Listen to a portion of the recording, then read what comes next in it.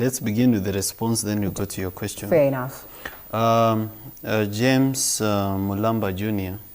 asked me a question about joining Rigathi Gachagua and whether that makes me then subscribe to his values of tribalism. Now, I've just met you right now. I don't know you, and I don't know your values. If we take a picture together today, someone who hates you will say, I've joined you in the bad things that you usually do. Now, meeting people doesn't mean that their values have to rub off on you. You can actually meet even with the devil and ask him why God has never killed him and just finish the evil that is in the world. All leaders around the world meet with people that they don't like. In fact, the business of leadership is very nasty. It is the kind of business where you meet people that ordinarily on another day you never see to eye, or you never want to meet them. But sometimes you have to meet them because of the people in the ground. Now, in Kenya, we have a problem, and that problem is identity politics or tribalism. Now, much as you don't like Gachagua, you don't like his voice, or you don't like his values, there are 4 million voters who believe in him, who have propped him up as their leader, and who are ready to rally behind him if he was to run for election or if he was to back up someone. So if you have a desire to be a president of a country, what do you do with these 4 million people? Do you exclude them from your plan, or do you co-opt their leadership to want to reach out to them?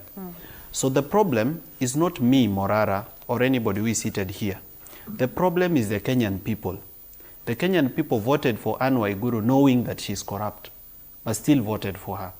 The Kenyan people voted for Gladys Bosholei, the women rep of Uasin Gishu, knowing that she has tuhuma za ufisadi kutoka kwa judiciary. They're walking scot-free, and therefore yeah. you cannot declare that they for are Nyaribari in any Masaba way constituency, Daniel Manduku, had a corrupt. Kenya Ports Authority case.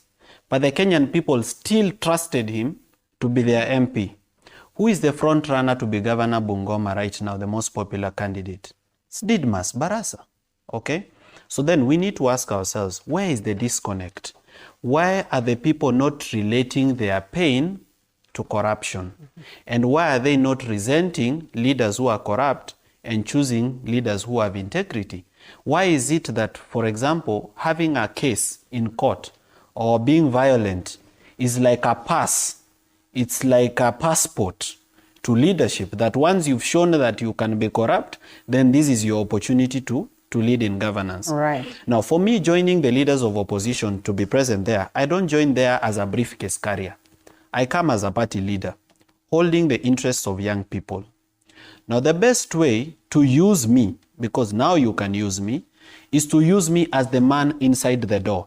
Because not all of us are going to fit in that meeting. This is a meeting of 5 people. Maybe Kalonzo seated here, Mother Karua seated here, Rigathi Gachagua seated here, Morara seated here.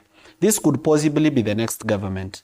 If this could possibly be the next government, at least you as the youth of Kenya, you know you have one man in the room. Now what you need to do with that one man is to ensure that you have very strict accountability mechanism with him and constant consultation to make sure that your interests are said at the table and factored in the agreement, and that you make this person who is representing you accountable. So as things stand and the way things are, that is how the politics of the country is. But I can give you some advice. As leaders like me, honorable members, if you want our country to change, the only way it can change is through civic education.